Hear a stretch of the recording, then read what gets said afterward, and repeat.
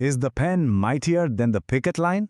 इसे हिंदी में कहें तो क्या एक कलम, एक कानून सड़क पर उतरे हजारों लोगों की आवाज से ज्यादा ताकतवर हो सकती है? लेबर लॉ की दुनिया में ये सिर्फ एक कहावत नहीं, बल्कि एक हकीकत है, और आज हम इसी हकीकत की गहराइयों में उतरेंगे। हेलो दोस्तों, और स्वागत है आप सबका। आज हम लोग लेबर लॉ आई के एक बहुत ही इंपॉर्टेंट यूनिट 5 को A to Z कवर करने वाले हैं। हम ट्रेड यूनियन एक्ट 1926 से शुरू करेंगे और स्टैंडिंग ऑर्डर्स एक्ट तक जाएंगे। मेरी कोशिश रहेगी कि हर एक टॉपिक आपके एग्जाम के पर्सपेक्टिव से बिल्कुल पानी की तरह साफ हो जाए। तो चलिए एक नज़र डालते हैं आज के सफ़र पर। हम शुरू करेंगे कि यूनियन बनती क्यों है, फिर देखेंगे उसका लीगल रजिस्ट्रेशन कैसे होता है, उसके बाद उसके राइट्स और पावर्स क्या हैं, फिर हम समझेंगे कंपनी के नियम कानून यानी स्टैंडिंग ऑर्डर्स, और एंड में देखेंगे कि यूनियन एक्शन में कैसे दिखती है। तो चलिए शुरू करते हैं। तो सबसे पहले सबसे बुनियादी सवाल, आखिर हमें एक ट्रेड यूनियन की ज़रूरत ही क्यों है? Let's start with the very beginning. Imagine कीजिए, एक तरफ है एक बड़ी सी मल्टीनेशनल कंपनी जिसके पास पैसा है, पावर है, वकील हैं, और दूसरी तरफ है एक अकेला मजदूर। आपको क्या लगता है पावर किसके पास ज्यादा है? ऑब्वियसली कंपनी के पास। बस इसी पावर के झुके हुए तराजू को बराबर लाने के लिए ट्रेड यूनियंस पिक्चर में आती हैं। देखिए इस टेबल को, एक अकेला वर्कर, उसकी बार्गेनिंग पावर बहुत कमज़ोर है, उसे निकालना बहुत आसान है, उसकी आवाज़ दब जाती है। लेकिन जब यही वर्कर्स एक यूनियन बना लेते हैं तो उनकी कलेक्टिव पावर इतनी बढ़ जाती है कि मैनेजमेंट उन्हें इग्नोर कर ही नहीं सकती। वही पुरानी कहावत एकता में बल है, यहाँ बिल्कुल फिट बैठती है। अच्छा, तो कानून इसे कैसे डिफाइन करता है? ट्रेड यूनियन एक्ट का सेक्शन 2H कहता है कि ये कोई भी ऐसी कॉम्बिनेशन है जो वर्कर्स और एम्प्लॉयर्स के बीच के रिलेशंस को रेगुलेट करने के लिए बनी हो।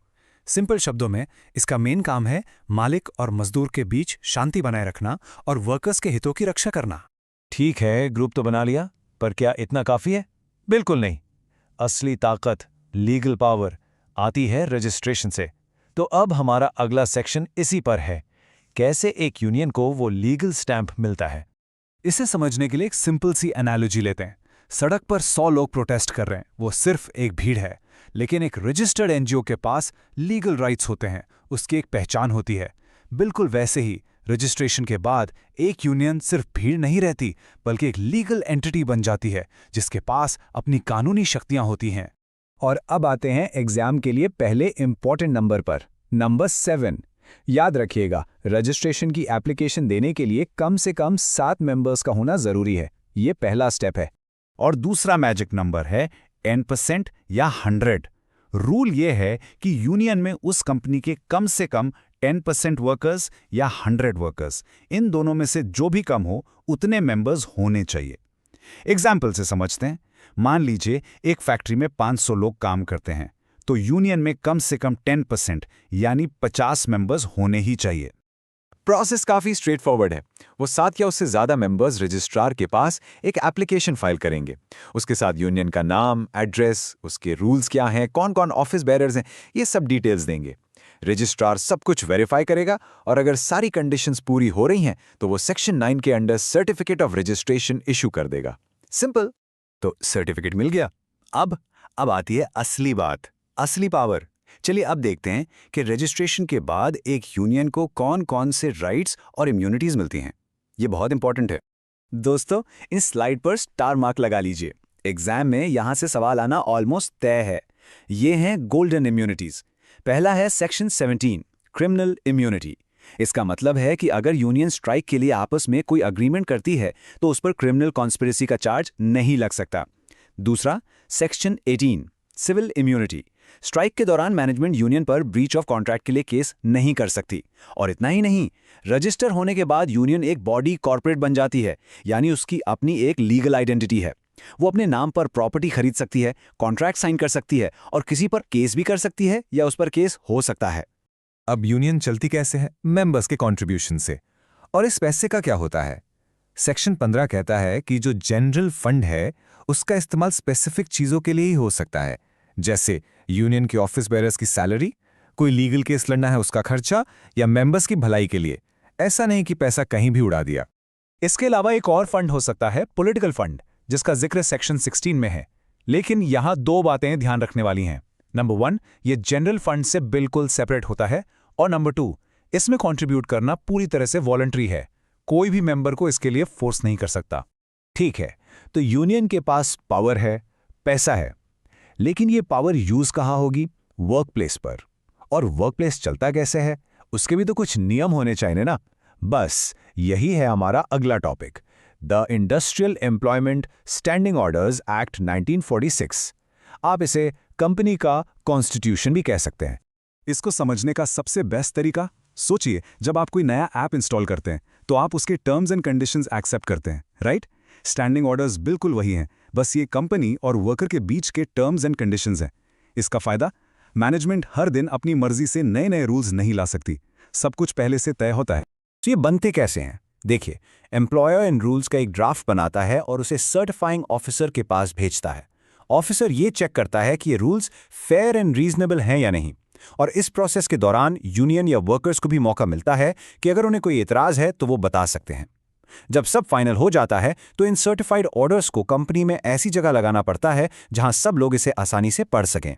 और एग्जाम के लिए ये लाइन तो बिल्कुल रट लीजिए, certified standing orders have the force of law. यानी एक बार सर्टिफाई होने के बाद ये सिर्फ कंपनी के रूल्स नहीं रहते, बल्कि कानून का दर्जा रखते हैं। ये वर्कर और बॉस के बीच के स्टैट्यूटरी कॉन्ट्रैक्ट का हिस्सा बन जाते हैं। ये लिख कर आएंगे तो मार्क्स जरूर मिलेंगे। तो हमने कानून समझ लिया, अब देखते हैं कि यूनियन जमीन पर रियल लाइफ में काम कैसे करती है। उसके दो मेन काम हैं। पहला, वर्कर्स के लिए बेहतर सैलरी और कंडीशंस के लिए बार्गेनिंग करना, और दूसरा, जब किसी वर्कर पर कोई डिसिप्लिनरी एक्शन हो रहा हो तो उसके हक के लिए लड़ना। तो ये कलेक्टिव बार्गेनिंग है क्या? ये वो प्रोसेस है जिसमें यूनियन अकेले नहीं बल्कि सारे वर्कर्स को रिप्रेजेंट करते हुए मैनेजमेंट के साथ टेबल पर बैठती है और सबके लिए, आई रिपीट, सबके लिए बेहतर सैलरी, वर्किंग आवर्स और बाकी कंडीशंस पर नेगोशिएशन करती है। यही तो यूनियन की असली ताकत है। ये टेबल इस फर्क को बिल्कुल साफ कर देता है। जब एक अकेला वर्कर बात करने जाता है तो पावर एम्प्लॉयर के पास होती है और उसके पास बस नौकरी छोड़ने का ऑप्शन होता है। लेकिन जब यूनियन कलेक्टिव बार्गेनिंग करती है तो दोनों तरफ पावर बैलेंस हो जाती है और वर्कर्स के पास स्ट्राइक जैसा बड़ा हथियार होता है। आउटकम भी सबके लिए होता है, किसी एक के लिए नहीं। अब मान लीजिए किसी वर्कर पर कोई गलती करने का आरोप लगता है, तो कंपनी क्या करती है? एक प्रोसेस फॉलो होता है। सबसे पहले वर्कर को एक चार्ट शीट दी जाती है जिसमें उस पर लगे आरोप लिखे होते हैं। फिर एक डोमेस्टिक इंक्वायरी होती है जो कंपनी के अंदर एक छोटी मोटी कोर्ट की तरह है। सबसे इंपॉर्टेंट बात यह है कि ये inquiry principles of natural justice पर चलनी चाहिए, मतलब वर्कर को सुनवाई का पूरा मौका मिलना चाहिए। उसके बाद इंक्वायरी की रिपोर्ट आती है और फिर फाइनल फैसला होता है। हर स्टेप पर यूनियन ये देखती है कि वर्कर के साथ कुछ गलत ना हो। तो चलिए, हमने पूरा टॉपिक समझ लिया है। अब एग्जाम के लिए फटाफट एक क्विक रिवीजन करते हैं। Let's master the key concepts. सबसे पहले ही और सबसे इंपॉर्टेंट बात, ये एग्जाम गोल्डन की, रजिस्ट्रेशन और रिकग्निशन दो अलग अलग चीजें हैं। रजिस्ट्रेशन आपको रजिस्ट्रार ऑफ ट्रेड यूनियंस यानी सरकार से मिलता है, लेकिन रिकग्निशन आपको एम्प्लॉयर या मैनेजमेंट देता है।